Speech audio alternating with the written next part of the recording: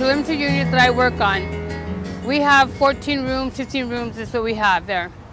When we're full, the call lights are going off. There are patients that we have are sick. They're almost like an intensive care unit.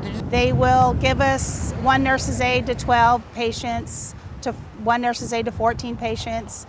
Some floors would be 1 to 9 patients.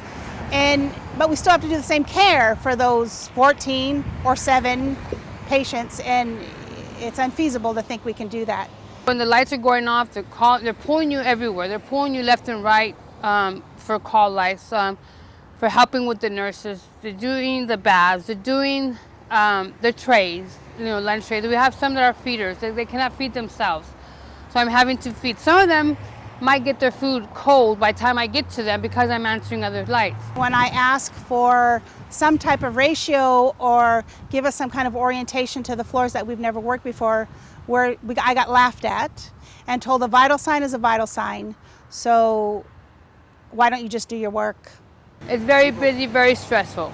All I can do is say hello, goodbye. I mean, I won't have time to do anything else if I had that many patients to do everything I do now.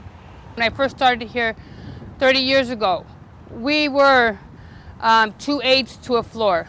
There was a time when we had 26 beds and there was 3 of us aides. And the patients got a lot more care, a lot more done for them. You didn't hear as much complaints. My job does mean a lot to me. I've been here for 19 years. I've been a nurse's aide for 30 years. Yes, it does break my heart to think that it's all about money. It's not about what we actually need for the patients. To me, it's very heartbreaking, because especially when you have an elderly that I get very close to. I go home feeling that they need more attention, and I couldn't give it to them because of my time management that I have to do in each room that I go into.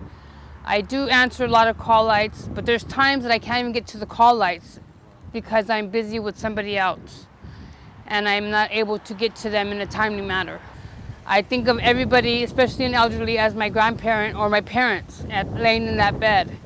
And I wouldn't want them to get any other treatment than a good treatment. I take pride in my work, and I feel like it's not being taken, to heart, or they're not listening to what we need to make this a great hospital. My message to the hospital: please listen to us.